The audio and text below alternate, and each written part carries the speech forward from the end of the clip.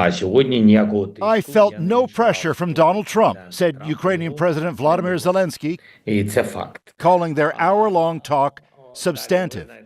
Good afternoon, everybody. Or, as the White House put it, today, President Trump and Ukraine's President Volodymyr Zelenskyy had a fantastic phone conversation.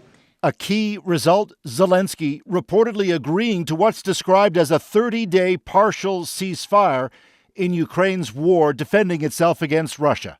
Trump writing on social media, "We are very much on track." You don't have the cards right now.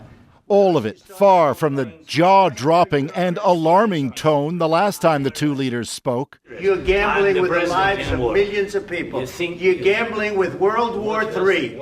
Since then, a reset of a kind on Trump's stated push to end the fighting. Shuttle diplomacy is difficult. U.S. National Security Advisor Mike Waltz. We are going back and forth at every level, driving both sides towards a ceasefire and driving both sides towards an end to this war. All of this a day after Trump spoke for 2 hours with Russian President Vladimir Putin. But already the question, is Putin listening?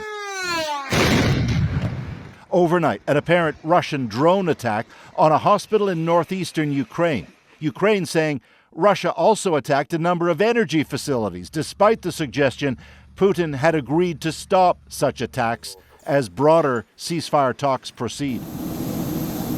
As for a full ceasefire, Zelenskyy himself, while in Finland for talks, made clear yet again his immovable and biggest demand on that.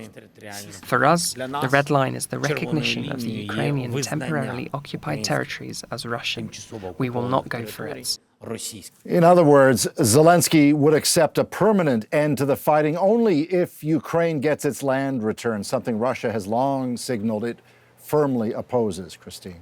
Paul, what's the next step when it comes to securing a lasting ceasefire deal? Well, more talks on how any partial ceasefire would play out and perhaps lead to something more lasting are set for the coming days in Saudi Arabia, probably to begin late this week or on Sunday. They're calling these technical discussions, meant to build on what was talked about in those two phone calls this week. Thanks, Paul. Paul Hunter in Washington.